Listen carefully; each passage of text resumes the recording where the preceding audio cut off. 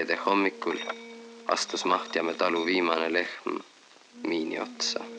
Septembris 1979 jõuab Eesti kinodesse Olav Neulandi debüütmängufilm Tuulte pesa. Filmi sündmustik viib vaataja üksildasse Lõuna-Eesti metsatallu, mõni kuu pärast teise maailmasõja lõppu. Üks hulgus istub aias. Kes? Hulgus. Meie teeme siin Tallinn filmiga uut filmi Võõras. See on leedukate stsenaariumi Frit Perkase ja Kanovitsuse järgi lugu aastatest 44 kuni 46. Keeruline ajajärk on lugu sellest, kuidas üks perekond elab keset sügavaid metsi, kõikidest teistest eraldatuna, elab ausalt, teeb tööd, kuid koos ütleme, muudatustega külas peavad toimuma ka muudatused selles peres ja me näeme, mis hinnaga ja kui palju läheb see inimestele maksma sisuliselt. Ja võib-olla, et keegi nendest peabki hukkuma selleks, et ei jätku julgust minna uuega kaasa. See on nagu selle filmi alternatiiv. Tallinn filmi stsenaariumi võistlusel auhinnatud leedulaste käsikiri Võõras pakutakse Olav Neulandile Moskva filmiinstituudi diplomi lavastuseks.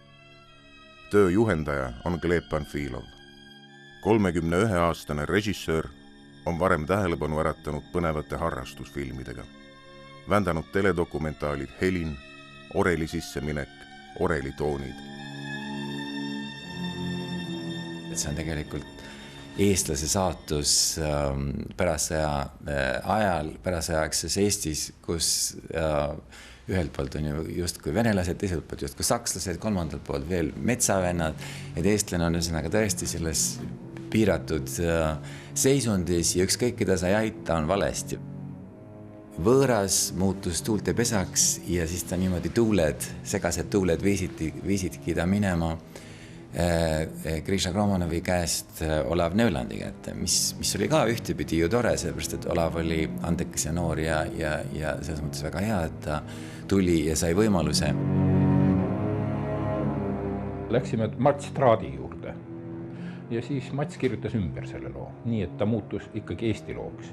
Et kui enne oli nagu kangelane, oli see tulnukas, see Austria sõdur, siis me panime ikka nüüd selle ümberkirjutamise käigus tänu Mats Traadi abile suutsime panna niimoodi, et ikkagi peamiseks kangelaseks muutus Eesti talumees. Need stsenaristid olid küll väga nördinud, et nendest stsenaariumist ei jäänud midagi järele, sest see oli täiesti teistsugune film. Aga lõppkokkuvõttes nad olid aumehed ja ütlesid, et ei, tegelikult see ei ole ju paha lugu. Olav Neuland viib võttegrupi 1978. aasta sügisel mitmeks kuuks Võrumaa pärapõrgusse. Töötingimused on pöörased. Teed läbipääsmatud. Talv toob sajandi külmarekordi. Võõras on debüüt õige mitmele tegijale, mitte üksnes lavastajale. Me oleme siin ehitanud vanale hävinenud talu kohale täiesti uue samasuguse talu. Kasutasime ära kõik vanad, juba olemasolevad hooned, tõime nad siia kokku, nii et siin on kõik reaalne ehte, nii nagu ta tõesti Lõuna-Eesti taludes on. Me otsustame teha võimalikult dokumentaalses maneeris. See tähendab nii pildiliselt kui ka näitlejate valikus. Ja siis oligi nii, et sai valitud Jüri Piiri abikaasaks kohalik Rõuge küla postiljon, Nelli Taar. Nelli oli nii ehe, et Ruudi mõjus nagu rahvateatri näitlejada kõrval. Ja me olime sunnitud Alla-Perdile näitama mitu korda neid materjale ja Rüts oli täitsa mures. Eesti peremeestest püüdsin teha ühte koondportreed, et mehesse, kõik need omadused, see sisemine jõud ja töökus, tahe ja see leppimatus ja muidugi kangekaelsus, ühesõnaga nagu me oleme lugenud siin-sealt ja teame, mis on nagu eestlase loomusele nagu põhiomadused. Ma püüdsin seda nagu kehastada.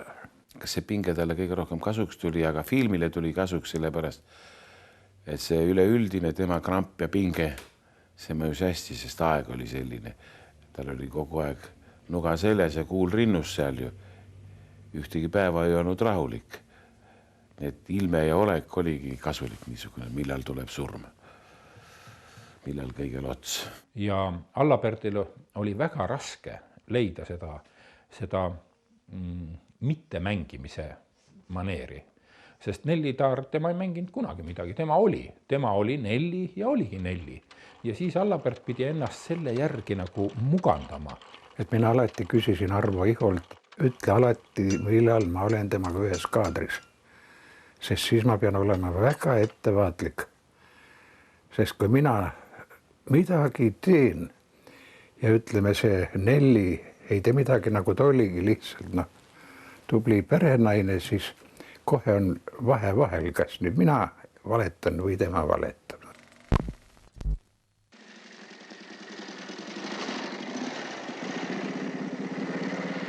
Tegelikult me kutsusime Rakvere tundmatu näitleja Tõnu Kargi tema Harley Davidsoni pärast. Et läbi mootorratta algas Tõnu Kargi karjäär. Kui Gleb Panfilov vaatas meie filmiproove, ütles, et mis te poisid, olete pimedad või? Et teil on geniaalne näitleja selle rolli peale. Ja oligi. Meie ei nokkinud ära seda, et Kark on suurepärane Tiit Paljasmaa ja ta oleks olnud siis see, kes hiljem oli Vaino Vahing. Täiesti eri kategooriaga rollid.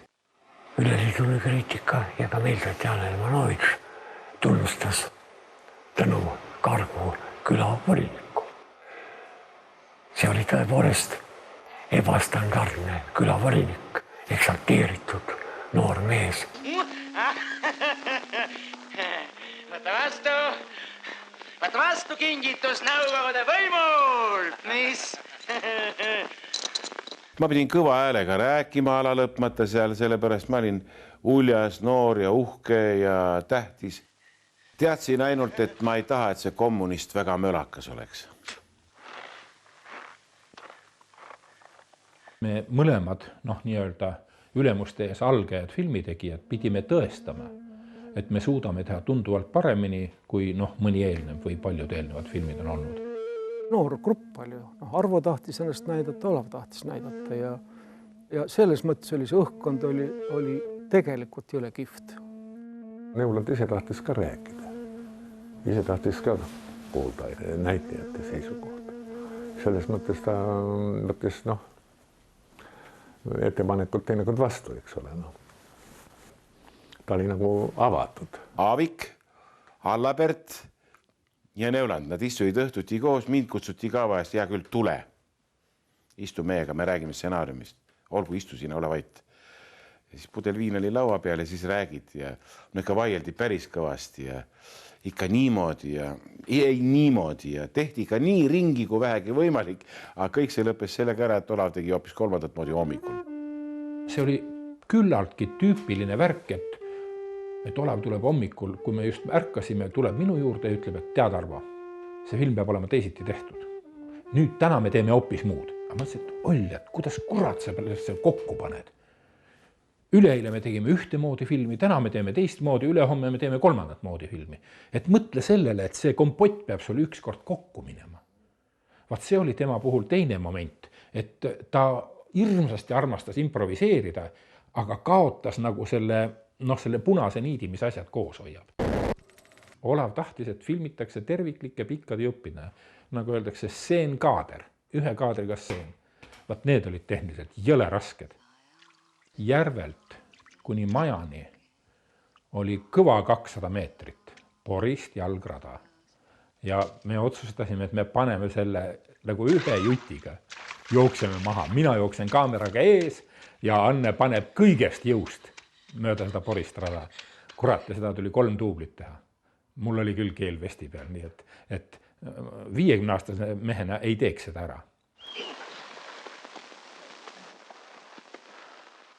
Kui Piir sõitis, reega sõitis hoovi peale, siis tuleb see majakene, tead, eks ole, kõndib, toolib tuleb ja siis me lendasime sellega kommule selle majaga. See on puhtalt Olavi välja mõeldis. Ja see tekitas lõbusat furoori, ta ütles küll dekoratsioonimeestelt tehke nii õhukestest laudadest kui võimalik, aga dekoratsioonimehed muidugi ütles, et tollised lauad ja see kurat pildid kaalus, ma ei tea, 200 kilo. Vaat siis ma olin küll pahane. Me pidime jala luud ära murdma kahekesi, sest oli suur oht kukkuda sinna kempsuauku. Tuultepesa puhul ma tegin seda, et valgustasin niisuguse kollase kuldpruuni filtriga, selleks, et võtta ära Nõukogude filmi vastik roheline toon varjudes. Ta hommikust õhtuni eksperimenteeris mingite valgusfiltritega kogu aeg, mis tähendas duublite tuksi keeramist, sest ta vahetas, pani optiliste värvifiltrite asemel prožektorite värvifiltrid objektiivi ette. Seda stseeni, kus Evald Aavik ja Anne Maasik nii-öelda seisavad peegli ees, küünal käes ja panevad iseennast paari. Ma olin nii rumal, et ma filmisin kõik 3 duublit sukkadega. Oleks pidanud vähemalt 1 duubli tegema ilma sukkata. Ja nüüd, kui ma viimasel korral, mis oli 1,5 aastat tagasi, kui ma nägin seda filmi, siis ainuke koht, mis mulle täiesti ajas vihaseks, et on ikka loll operaator, oli see sama stseen.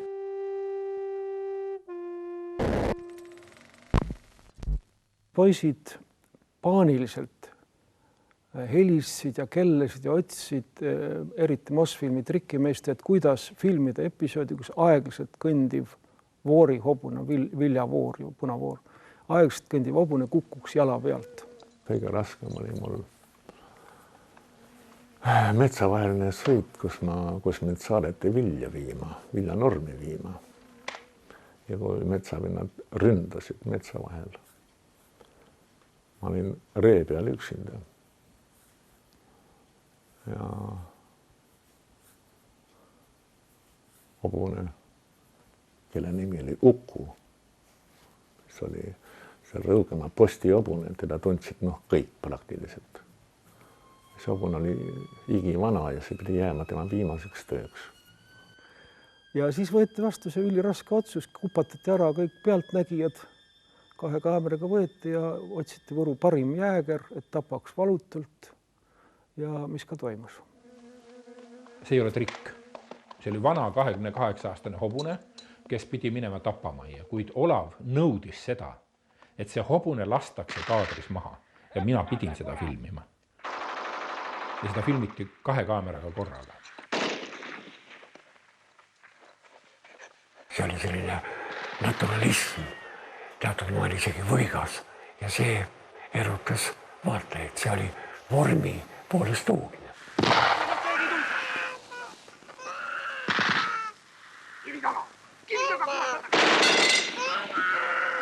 Neuland oli ka parasjagu huligaan. Sealt külarahvast toodi kohale massivõteteks tuppa, kes mängisid automaatidega ja siis õuest tulistamine, granaatide viskamine, tema sättis inimeste hea näo saamiseks kuskile nurka sala ja lõhke paketi ja see plahvatas ja siis tõepoolest, et massirahvas ehmatas ikka päris parasjagu toas, kui ikka mürakas käis, siis on siuksed ilmed seal näos ja seda ta tegi meelega, et saada seda materjali. Talu õues, kui hakkas peale lahing, meil oli Mosfilmi pürotehnikud, kes olid väga head mehed. Aga jälle see sama Olavi niisugune, ma ei karda öelda sõna sadism. See lõi välja. Ta palus Moskva bürotehnikutel panna 2 korda tugevamad laengud. Ja kaevu taga oli pandud tugev laeng. 2 korda tugevam, kui oleks nagu normide järgi pidanud panema. Kurat, mul oli tunne, et Olav lasi sinna pisikesi kive panna sisse. Et oleks näha, et lendavad tükid.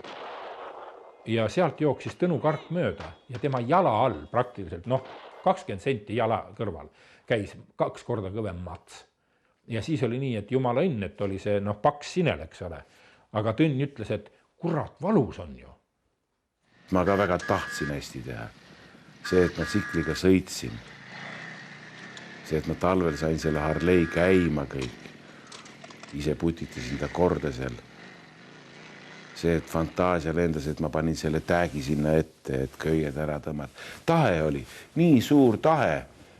Head filmi teha, üldse filmi teha, tollel ajal oli midagi nii erilist. Filminäitaja oli suur inimene Nõukogude Liidu ajal. Mitte nagu praegu. Mina olen Astria. Österreich, verstanden? Ei. Ma ei taha, et sa räägid. Wehrmachtsdeserteur. 78, kui seda filmi tegime, siis see oli piiri peal sõitmine, lubatu ja keelatu piiri peal sõitmine. Oletame, et selle mehe nimi oli Šatšikov. See oli öelnud, et nalja teete või? Te räägite, et see on Eesti keskmiku elu, et mida te mulle toote? Te toote mulle Eesti kulaku, kes suhtleb metsavendadega, kelle filmi algus lehm lendab õhku, arusaamatutel põhjustel NKVD paneb maja põlema, laseb tema lõpuks maha ja te ütlete, et see on Eesti keskmiku tänu Nõukogude võimule. Ja politruk on ka kahtlane, et peale politruki, siis peale Tõnu Kargi ei ole selles filmis mitte midagi. Kõik muu tuleb välja visata, tuleb valla politruki peale rajada film. Ja oli üks niisugune hetk, kus rippus niidi otsas. See oli aeg, mil Eesti kinno oli tulemas uus põlvkond ja ootused olid suured. Ja paradoksaalselt sai see film valmimisel suure tunnustuse. Debüüdipreemia Karlovi Varis, tolleaegne ideoloogia, tuletorn Pravda kiitis oma esikriitiku Kapralovi suu läbi ja kaarukad kriitikud kiitsid ja publik võttis väga hästi vastu. Paradoksaalne sellepärast, et tegelikult säilitas ju film kõik Nõukogude ajaloolis patriootilisele filmile omased stambid ja klišeed. Meil on mõningane niisugune uus hoog tulnud filmitootmisse tänu noortele, kes tulid ja oma seltsimeheliku konkurentsi pakkusid vanadele meistritele. Tuulte pesa on Eestis tehtud mängufilmide hulgas esimene, mis saab auhinna A-klassi festivalil 1980. aasta suvel Karlovi Vaaris. Ei lähe aastatki, kui hakatakse rääkima Eesti filmi uuest lainest. Neulandi järgmine film, Corrida, toob aga kodumaa filmikriitikas käibele tähendusrikka väljendi teise filmi sündroom. Kui sa tänapäeval vaatad seda filmi, sa vaatad, et see on niisugune western või eastern, kus siis üks talumees peab võitlema nende erinevate jõududega ja küsimus on, kas lastakse seda maha või mitte. Aga sel ajal oli see hoopis midagi muud. Sel ajal oli hoopis umbes, kuidas me saame kirjeldada oma ajalugu, see, kuidas Eesti on tõesti olnud selles tuulte pesas ja nende erinevates poliitiliste tuulte tallata. Olav Neuland lavastab ainult 5 mängufilmi. Requiemis pöördub ta veel kord teise maailmasõja sündmuste keerisesse. Laulva revolutsioonipäevil jändab ta stuudioplaani täitmisega, vändates tellimusseriaali Herman Sergo ajaloolise romaani Näki madalat põhjal. Teostumata jääb unistus filmida Vladimir Beekmani öölendureid. Ehkki leping on stuudiol noore lavastajaga sõlmitud pärast Tuultepesa valmimist. Debüütlavastus Tuultepesa osutubki Olav Neulandi tähtteoseks. Eesti Vabariigis tegutseb ta sõltumatu produtsendina. Koostab dokumentaalfilme, ajab äri. Südameasi on lennuharrastus. 2005. aastal katkestab traagiline õnnetus Olav Neulandi lennu. Astub samm. Raske. Kõlab käsk. Laske. Ulub tuul, vinge tuul. Tabab kuul, hinge kuul. Otsib suu. Suudlus. Nutab hing. Truudus. Ulub tuul, vinge. Tungib kuul, hinge. Sellise heidega nagu sinu utikene.